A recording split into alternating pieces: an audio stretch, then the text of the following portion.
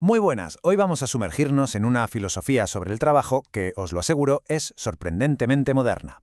Y lo más curioso es de dónde viene, nada menos que del Japón feudal de hace 300 años. Vamos a hablar de lo que se conoce como el honor del comerciante. Y para empezar, quiero lanzar una pregunta que seguro que más de uno se ha hecho alguna vez. ¿Cuál es el verdadero valor de lo que hacemos cada día? Es una duda muy actual, ¿verdad? Pues lo increíble es que un filósofo del siglo XVIII ya tenía una respuesta, y era totalmente revolucionaria. Venga, vamos al lío. La clave de todo esto la encontramos en un texto de 1739 llamado Toji Mundo, que vendría a ser algo como Diálogos entre la ciudad y el campo. Su autor es Ishida Baigan. Y lo que es alucinante es que mucho, pero mucho antes de que en Occidente Max Weber hablara de la ética protestante y el espíritu del capitalismo, Baigan ya estaba defendiendo que los negocios y la moralidad debían ser una y la misma cosa. Pero a ver, para que entendamos de verdad el bombazo que supusieron sus ideas, tenemos que viajar a ese Japón del siglo XVIII.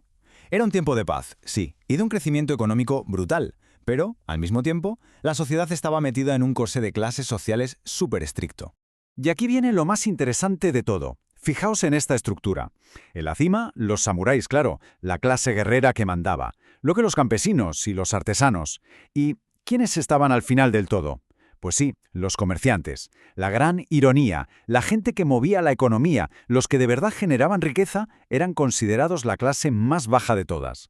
Y ojo que no era solo una cuestión de rango, ¿eh? La ideología que dominaba, el confucianismo, los despreciaba abiertamente. Los veían literalmente como parásitos sociales y moralmente vulgares. ¿Por qué? Pues porque se suponía que ganaban dinero sin producir nada con sus manos, solo comprando y vendiendo.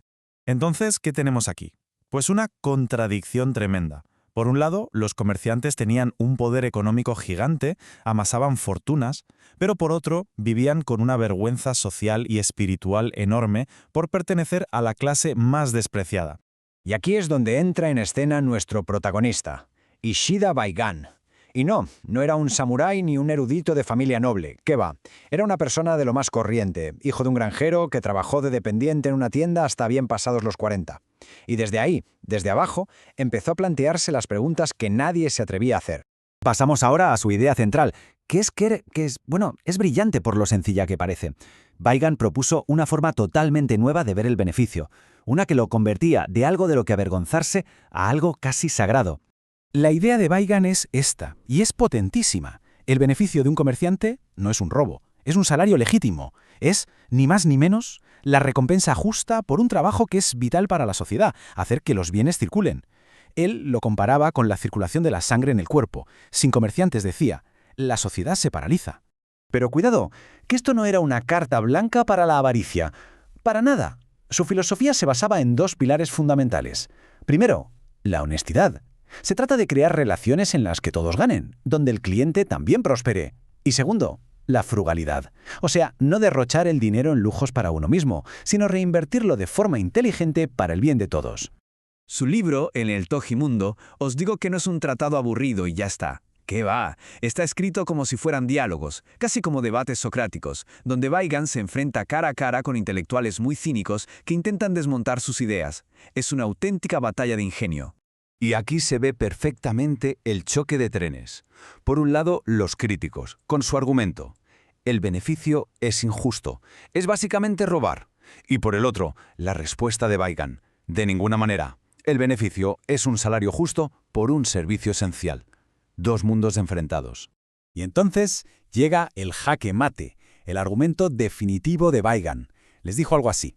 El beneficio que obtiene un comerciante es idéntico al estipendio de un samurái. ¿Cómo se puede decir que un comerciante que gana un beneficio es diferente a un samurái que vive de su salario? ¡Boom! Con esa lógica aplastante, los críticos se quedaron mudos. Si el salario del samurái por gobernar era justo, ¿por qué no iba a serlo el del comerciante por hacer que la economía funcionara? Baigan no solo los defendió, les devolvió el orgullo y sobre todo les cargó con una nueva y enorme responsabilidad. Y ahora la gran pregunta. Vale, todo esto está muy bien, pero ¿por qué nos debería importar hoy, 300 años después? Pues porque esta filosofía es como un antídoto potentísimo para muchos de los males que vemos en el capitalismo de hoy en día. Pensemos en ello. La obsesión por el beneficio por encima de todo, la destrucción del medio ambiente, la desigualdad social que no para de crecer, la cultura del burnout. Frente a todo eso, las ideas de Weigan sobre un negocio con propósito, honesto y que sirva a la sociedad, pues suenan más necesarias que nunca, ¿no os parece? Quizás, si nos tuviéramos que quedar con una sola idea, sería esta frase suya que lo resume todo. La economía sin moralidad es un crimen, y la moralidad sin economía es un sueño.